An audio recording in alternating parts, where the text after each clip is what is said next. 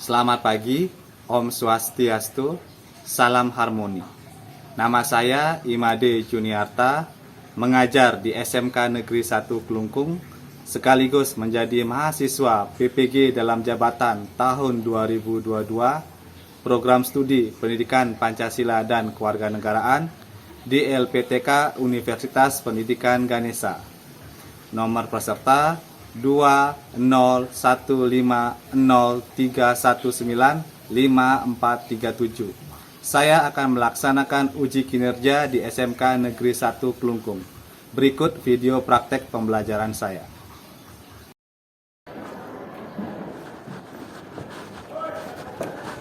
Berdiri. Panjali. Om Swastiastu. Sebelum memulai pembelajaran hari ini, mari kita berdoa. Berdoa mulai. Berdoa selesai. Oke dek, silakan duduk semuanya. Oke, gimana kabar hari ini? Sehat semuanya ya? Sehat. Ada yang sakit? Nah, ya mudah-mudahan pembelajaran hari ini kita bisa terselesaikan dengan baik. Semoga materi juga yang saya berikan hari ini kalian juga mampu menyerap materi hari ini ya. Bisa dipahami ya, Dek? Bisa. Oke, sebelum memulai pelajaran seperti biasa saya akan share di Google formnya. Silakan dibuka handphone kalian. Saya sudah share untuk absensi kalian ya. Oke, silakan. Waktunya 1 menit.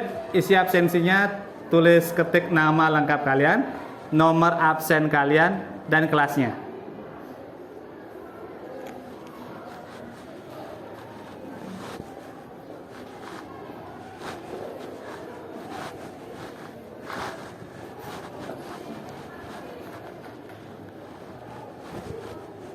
Oke, waktunya sudah habis? Sudah selesai ya? Sudah.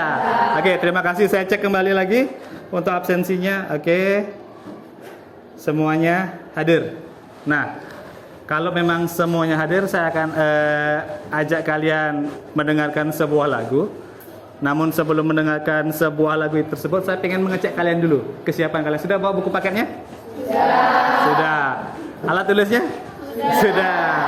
Oke, seperti biasa kesepakatan pembelajaran. Nanti setelah saya mulai pembelajaran, saya harapkan kalian menggunakan handphone kalian dengan bijak. Ya, kalau saya sudah memberikan instruksi mencari di internet, mencari di Google, silakan digunakan dengan baik. Dalam pembelajaran hari ini juga saya akan lebih banyak mengajak kalian untuk berdiskusi. Jadi, selama kalian mengikuti diskusi pelajaran saya harapkan kalian tidak bercanda. Bisa dipahami adik-adik ya? Bisa. Oke, untuk yang pertama saya akan mengajak kalian untuk mendengarkan sebuah lagu miliknya Iwan Fals. Coba dicek dulu di handphone kalian, sudah saya bagikan. Cari lagu Iwan Fals. Ya. Yang judulnya Bongkar. Ayo, sudah ada. Kemarin sudah saya bagikan di grup kelasnya. Silakan kalian tinggal cek dulu lagunya. Kalian dengarkan, saya berikan waktu 2 menit mendengarkan lagu tersebut. Kemudian kalian kaitkan dengan materi pembelajaran kali ini. Ya. Silakan, saya berikan waktunya. Sudah? Silakan. Oke, Adik. Ya, silakan, Adik. Silakan berdiri dulu. Ya, silakan. Jadi kaitan lagu ini dengan materi sekarang, yaitu tentang pelanggaran hak asasi manusia. Oke, artinya kamu menyatakan bahwa lagu ini menyangkut tentang pelanggaran hak asasi manusia. Oke, tepuk tangan pada teman kalian dulu.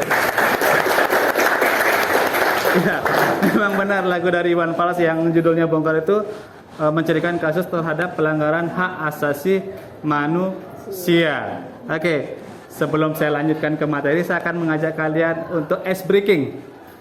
Tahu ice breaking? Enggak ya? Ya, melatih konsentrasi siswa. Jadi, saya akan berikan aba-aba kepada kalian, saya akan memberikan clue kepada kalian. Jadi, setiap pertanyaan yang saya berikan kepada kalian, kalian jawabnya dengan fokus. Bisa dipahami ya? Ini melatih konsentrasi kalian. Ambil contoh, saya menyanyikan lagu Pelangi-pelangi misalnya. Pelangi-pelangi alangkah indahnya, merah kuning hijau. Oke, pertanyaan saya mungkin, Berapa ada kata pelangi dalam lagu tersebut? Ya, gampang ya? Gampang? Bisa ya? Sudah? Sudah, oke. Kalian konsentrasi. Saya akan menyanyikan sebuah lagu. Ini lagu anak-anak. Kalian ingat konsentrasi. Sudah? Sudah ya? Oke. Oke, saya bernyanyi. Ayam, ayam, ayam, bebek. Bebek, bebek, bebek, entok. Oke, pertanyaan saya untuk yang di belakang khususnya. Berapa ada kata ayam dalam lagu yang saya nyanyikan tadi? Oke, adik, silakan. Ya. Oke, adik, silakan. Berdiri. Berapa? Dicoba saja. Silakan. Ada berapa? Ada berapa? 3. Oke. Oke, yang lain di depan. Oke, adik. 5. Ada kata ayam. Oke, salah. Oke, adik. 6. Oke, masih salah. Belum kalian. Berapa? 4. Oke, artinya kalian semuanya salah. Belum fokus. Oke, sudah? Kalian belum fokus semuanya. Oke, silakan. Sekarang harus kalian fokus di dalam pembelajaran. Saya penyanyi lagi. Ayam, ayam, ayam, bebek. Bebek, bebek, bebek, entok. Yang pertanyaan saya adalah, berapa ada kata bebek? Silakan yang mau menjawab. 3, salah. Yang lain? Oke. Oke, jawabannya adalah fokus. Ya, jawabannya adalah fokus. Di awal sudah saya berikan clue kepada kalian. Setiap pertanyaan yang saya ajukan, jawabannya adalah fokus. Ya. Oke, bisa dipahami ya, Dek ya? Oke, tepuk tangan buat kalian dulu semuanya. Nah, pertanyaannya simple, jawabannya juga simple. Jadi setiap ada permasalahan, jangan dicari ruwetnya. Ingat kata kunci yang ada di dalam permasalahan tersebut. Nah, untuk tujuan pembelajaran kali ini, adik-adik, bisa kalian lihat di slide semuanya? Bisa ya? Kita akan masuk ke materi tentang kasus-kasus pelanggaran HAM. Tujuan pembelajarannya, yang pertama mengidentifikasi kasus pelanggaran HAM. Berikut yang kedua, menganalisis kasus-kasus pelanggaran HAM. Kemudian yang ketiga, menganalisis upaya pemerintah dalam menegakkan HAM. Yang keempat, menelaah upaya penanganan kasus pelanggaran HAM. Dan terakhir adalah menyajikan hasil analisisnya. Kemarin sudah saya berikan buku ajar kepada kalian, seperti biasa sebelum memulai pelajaran. Saya berikan buku ajar, mudah-mudahan di rumah kalian mampu membaca, memahami materi sedikit tentang yang sudah saya ajarkan. Tentang pengertian dari pelanggaran HAM. Ya. Dilihat dari Undang-Undang Nomor 239 Tahun 1999, bisa kalian baca pengertian dari yang namanya pelanggaran HAM. Bisa Dede ya? Bisa? Ada pertanyaan? Tidak? Oke, kalian sudah paham, saya yakin.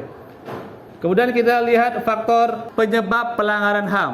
Oke, ada 2, faktor internal dan faktor eksternal. Bisa kalian baca juga. Kemudian kita lihat di jenis-jenisnya, Dek. Ada 2 jenis pelanggaran HAM. Pelanggaran HAM berat dan pelanggaran HAM ringan. Oke, itu. Yang termasuk pelanggaran HAM berat dan pelanggaran HAM ringan.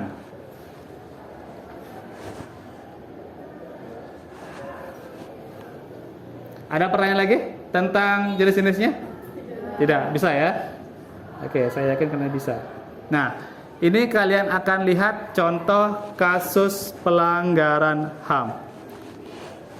Hari ini sebelum saya lanjutkan, saya minta kalian membentuk yang namanya 6 kelompok untuk memulai yang namanya diskusi. Ya, silakan kalian bagi sendiri kelompoknya. Saya berikan waktu selama 2 menit. Cari kelompoknya masing-masing.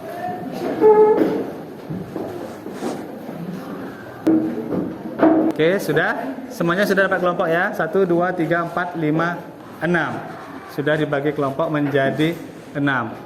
Oke, kalian akan lihat di depan, Dek, semuanya. semuanya pandangannya ke depan. Kita ada melihat dua kasus. Yang pertama kasus tragedi Trisakti. Yang kedua kerusuhan Mei tahun 1998. Kemudian yang terakhir ini adalah kasus apa, Dek?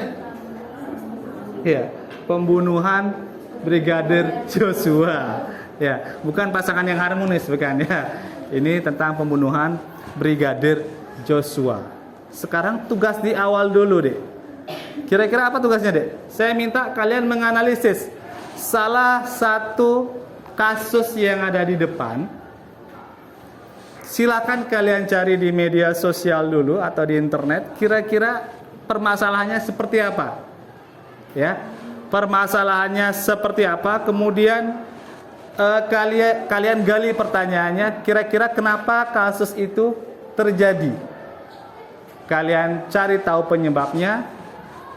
Kemudian apa yang dilakukan pemerintah untuk menanggulangi kasus tersebut? Boleh kalian milih dari ketiganya, 1, 2, atau 3. Bisa, Dede ya? Bisa. Oke, silakan ditemukan dulu sebentar, saya akan tanya masing-masing kelompok. Oke, Adik-adik, udah selesai semuanya? Sudah. Oke. Saya minta perwakilan dari kelompok dulu yang mau. Adik mau? Oke, silakan. Kira-kira kasusnya yang mana kamu pilih? Kasus tragedi Trisakti. Kenapa kamu pilih itu? Kenapa kasusnya? Silakan, Dek. Jadi, tragedi Trisakti adalah peristiwa penembakan terhadap mahasiswa yang tengah berdemonstrasi menuntut Soeharto turun dari jabatan presiden pada tanggal 12 Mei 1998. Dan latar belakang yang terjadi penyebab Trisakti ini adalah mahasiswa Universitas Trisakti menuntut tanggung jawab pemerintah atas terjadinya krisis ekonomi Indonesia pada awal 1998 yang dipengaruhi krisis finansial Asia 1997 sampai dengan 1999. Oke, terima kasih. Tepuk tangan pada teman kalian dulu. Oke, yang lain? Ada yang mau? Oke, silakan di sini. Ya. Silakan, Dek.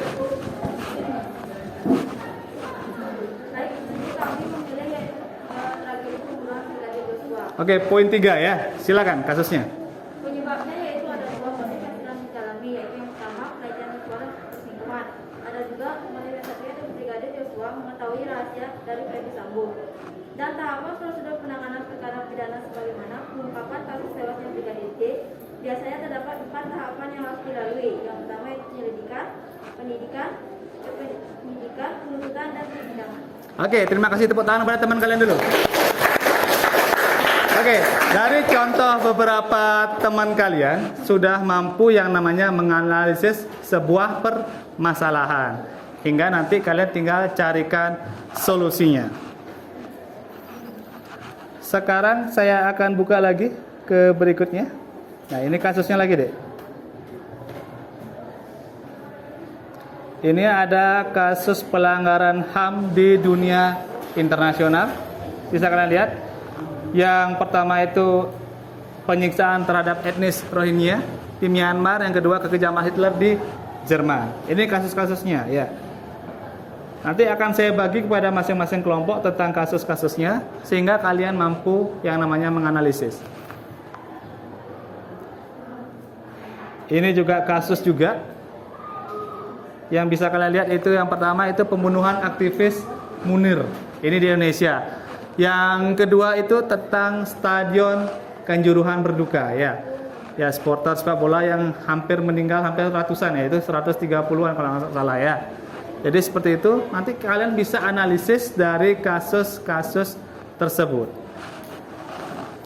Sampai di sini ada pertanyaan? Bisa dipahami ya? Oke, kalau sudah bisa saya akan membagikan yang namanya LKPD. Jadi kalian akan menganalisis dari kasusnya tersebut, kalian akan tuliskan dalam aktivitas diskusi ya, lembar kerja peserta didik. Ya, saya akan bagikan ke masing-masing kelompok dulu. Silakan, Dek. Ya.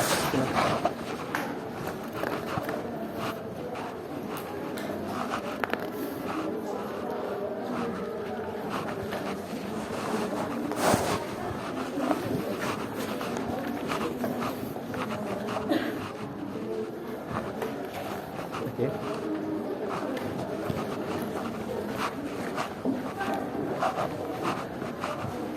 Sudah, yang perlu kalian buat di dalam LKPD tersebut adalah kalian akan menganalisis kasus-kasusnya. Ya, pertanyaannya sudah ada di dalam LKPD. Nanti kasusnya bisa kalian lihat di grup kelas kalian, sudah saya bagikan juga gambar-gambarnya. Tinggal kalian menganalisis dari semua pertanyaan tersebut. Bisa dipahami ya? Bisa. Nanti setelah kalian menganalisis, mudah-mudahan waktunya cukup, kalian akan membacakan hasil tugas kelompok kalian di depan dengan kelompoknya. Kalau mungkin ada pertanyaan, kita ada sesi diskusi.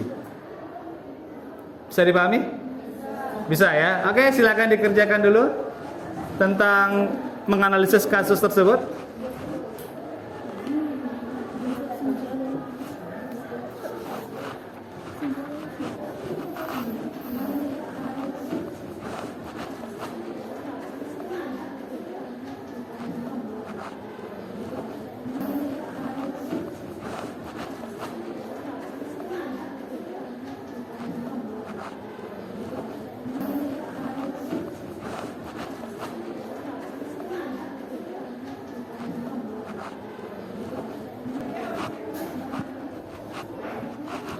Silakan diskusikan dengan baik. Mudah-mudahan hari ini selesai semuanya ya.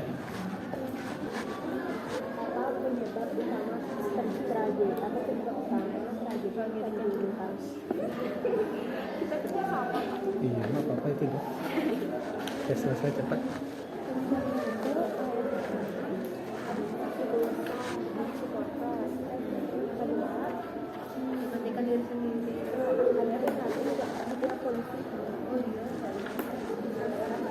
Kita ada jelasin bahwa tadi kan udah ada di slide. Kalian bisa lihat, teman-teman bisa lihat di slide tentang Stadion Kanjuruhan itu ya. Stadion Kanjuruhan kan ya.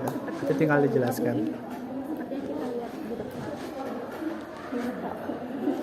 Ya, seperti itu dah.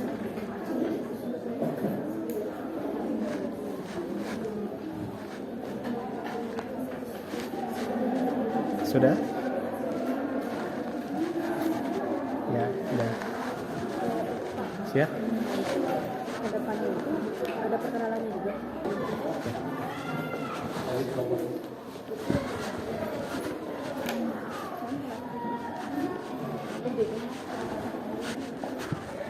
Oke, siapa yang sudah siap kelompoknya?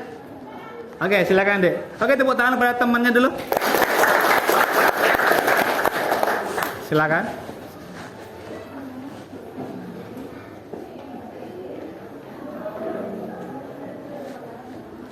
Nah, terima kasih adik-adik semuanya. Di sini teman kalian sudah siap untuk mempresentasikan tugas yang mereka buat. Saya harapkan dari kalian kalau memang ada pertanyaan terkait atau kasus yang mereka angkat, silakan ditanyakan. Saya akan berikan sesi tanya jawab juga setelah kelompok ini mempresentasikan hasilnya. Bisa dipahami? Bisa. Oke, siapa yang pendahulu silakan. Swastiastu. Om Swastiastu. Pertama-tama terima kasih kami ucapkan atas waktu yang telah diberikan kepada kami. Sebelum itu perkenalkan, nama saya Nilo Gededia Pratnyani, nomor absen 28. Perkenalkan, nama saya Dikara Putri Measari, nomor absen 20. Perkenalkan, nama saya Dikara Tasari, nomor absen 12. Perkenalkan, nama saya Nikolai Skormiase, nomor absen 27. Perkenalkan, nama saya Tegal Tasari Syawalida, nomor absen 40. Baik, di sini kami akan menganalisis gambar yang ada di depan. Seperti yang kita ketahui, yaitu penjuruhan pada stadion. Akan dibawakan oleh teman saya. Untuk soal yang pertama, analisislah kasus pelanggaran HAM di atas. Jelaskan faktor penyebab terjadinya kasus tersebut. Pakar menjabarkan 3 penyebab tragedi Kanjuruhan. 1. Kekerasan polisi. 2. Komunikasi buruk. Dan 3. Pengaturan stadion yang tidak memadai. Untuk pertanyaan yang kedua, dilihat dari analisis kasus tersebut tergolong dalam jenis pelanggaran apa? Jelaskan. Komnas HAM menyatakan berdasarkan hal pemantauan dan penyelidikannya menyimpulkan bahwa tragedi di Stadion Kanjuruhan, Malang, Jawa Timur merupakan peristiwa pelanggaran hak asasi manusia atau HAM. Untuk pertanyaan yang ketiga, upaya apa yang dilakukan untuk menangani kasus tersebut? Jelaskan. Untuk sementara ini, agar semua kembali aman lebih baik, dilarangnya penonton saat sepak bola bermain dan supporter harus lebih tidak mementingkan dirinya sendiri saat timnya kalah. Dan nomor 4, media untuk mempresentasikan hasil diskusi kelompok kami di depan kelas sudah dibawakan oleh teman saya. Jadi ini media yang telah kami buat. Oke, terima kasih kepada kelompok 1. Oke, ada pertanyaan? Ya, silakan sebutkan nama kemudian pertanyaannya. Perkenalkan, nama saya Anka Deni Samawati, absen 16. Di sini saya akan menanyakan apa faktor penyebab dari kasus Stadion Kanjuruhan. Oke, faktor penyebab dari Stadion Kanjuruhan sampai memakan korban jiwa. Itu pertanyaannya ya? Oke, silakan kelompok 1 tanggapan dari pertanyaan Stadion Kanjuruhan sampai memakan korban jiwa. Silakan. Baik, saya akan menjawab pertanyaan dari Dwi. Beberapa faktor penyebab terjadinya kericuhan pada Stadion Kanjuruhan. Yang pertama yaitu adanya mementingkan diri sendiri antar supporter karena tidak menerima timnya itu kalah. Dan yang kedua adanya kekerasan oleh pihak polisi. Itu saja. Oke, terima kasih jawabannya. Tepuk tangan kepada temannya dulu. Dari kelompok lain, apakah ada yang ingin tanyakan? Oke, baik, silakan kelompoknya. Apa solusi dari tragedi Kanjuruhan tersebut? Oke, yang ditanyakan adalah solusi dari Kanjuruhan tersebut sehingga tidak sampai memakan korban jiwa. Kelompok 1, saya persilakan. Baik, saya akan menjawab pertanyaan dari Desril. Solusinya yaitu yang pertama edukasi supporter, yang kedua yaitu melarang supporter menonton langsung di stadion, dan yang ketiga yaitu pemisahan jalan masuk keluarnya penonton di stadion. Oke, terima kasih Auden. Ada yang ingin ditanyakan lagi? Tidak? Oke, tepuk tangan kepada kelompoknya dulu. Oke, dari kasus pertama sudah mampu dipecahkan oleh kelompok 1 sehingga kalian mampu mencari benang merahnya kenapa kasus Kanjuruhan itu sampai memakan korban jiwa. Yang pertama mungkin masalah kapasitas, yang kedua masalah penegak hukum ya yang terjadi sehingga terjadi yang namanya korban meninggal dunia. Oke, terima kasih. Bisa silakan ditutup deh untuk kelompoknya dulu. Baik, sekian presentasi dari kelompok kami. Jika ada kesalahan kata mohon dimaafkan. Kami tutup dengan para mesanti. Oh, santi, santi, santi. Oke, tepuk tangan lagi.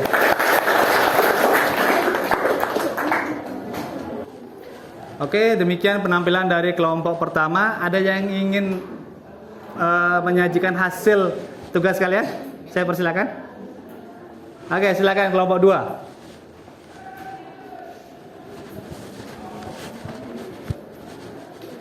Oke, kelompok 2, saya persilakan.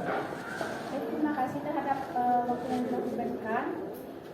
Di sini saya akan mempresentasikan kerusuhan Mei 1998.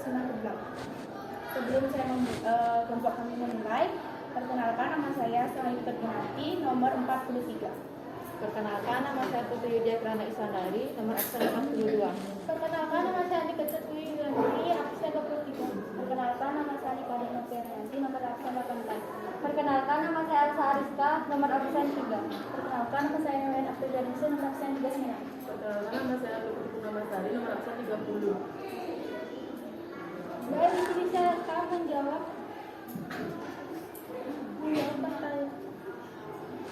pertanyaan yang pertama yaitu analisisnya kasus pelanggaran HAM di atas dasar fakta penyebab terjadinya kasus tersebut. Kerusakan ini diawali oleh krisis finansial Asia dan dipicu oleh tragedi Trisakti di mana 4 mahasiswa Universitas Trisakti ditembak dan terbunuh dalam demonstrasi 12 Mei 1998. Yang kedua, Dilihat dari analisis, kasus-kasus tersebut tergolong jenis pelanggaran dapat dijelaskan. Pelanggaran HAM yaitu kerusuhan merupakan bentuk pelanggaran HAM para peserta kerusuhan biasanya akan sangat gampang terprovokasi sehingga kemungkinan terjadi bentuk pelanggaran. Yang ketiga, upaya apa yang dilakukan untuk menangani kasus tersebut jelaskan.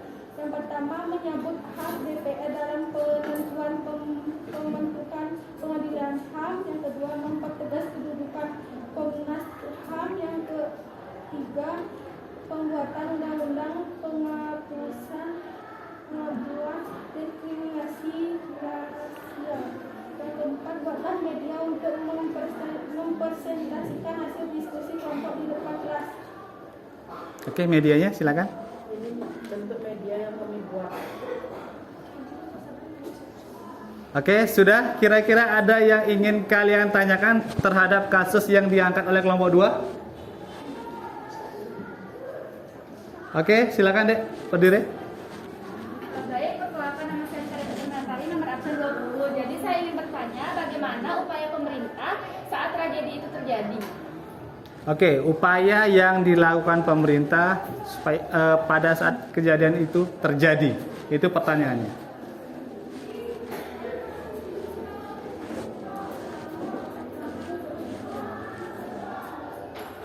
Baik, saya akan menjawab pertanyaan dari Putri.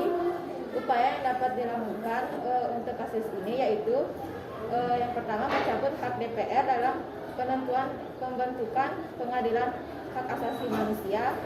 Yang kedua, mempertegas kedudukan Komnas Hak Asasi Manusia atau HAM.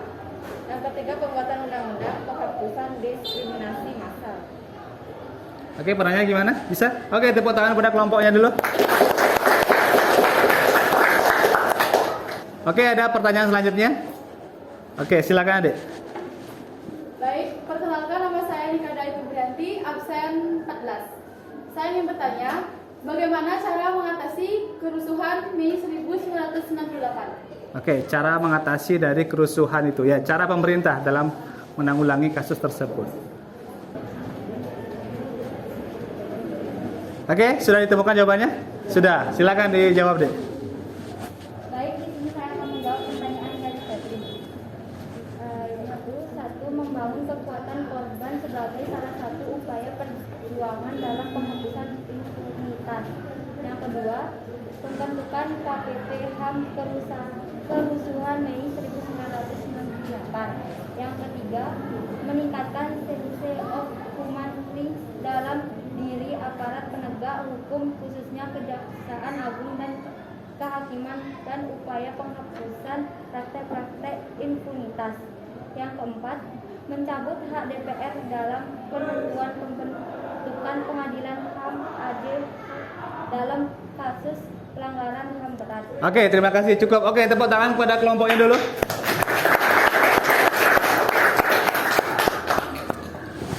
Oke, terima kasih kepada kelompok 2 sudah mampu menyajikan tentang hasil diskusinya. Silakan ditutup. Sekian observasi dari kelompok kami. Saya ucapkan terima kasih.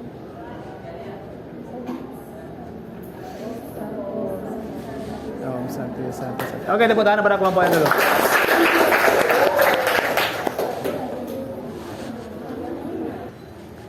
Nah, terima kasih untuk kelompok yang sudah menyajikan hasilnya. Hari ini semuanya saya minta LKPD-nya bisa saya terima sehingga saya mampu memberikan nilai untuk penugasan hari ini. Ya, silakan LKPD-nya dikumpul.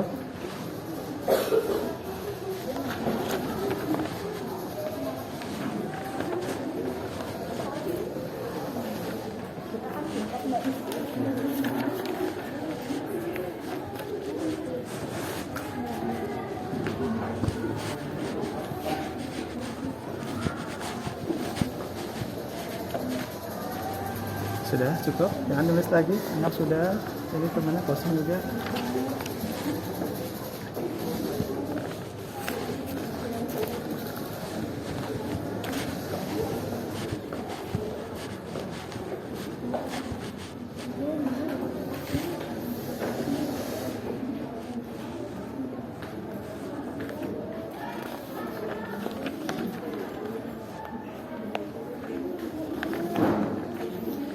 Oke, semuanya sudah saya periksa, hasilnya cukup bagus. Hari ini artinya kalian sudah mampu menganalisis tentang kasus-kasus yang memang sudah kalian temukan sendiri.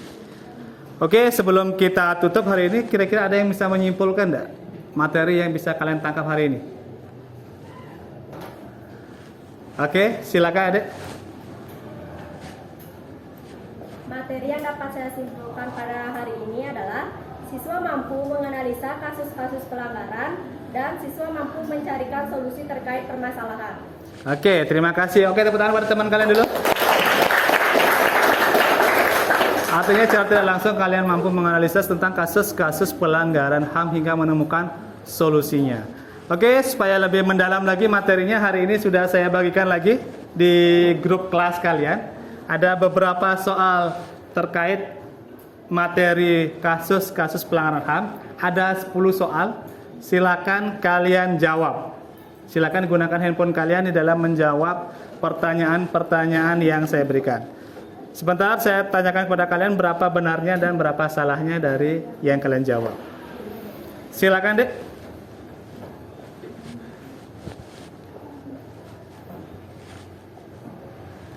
Waktunya cukup 5 menit ya.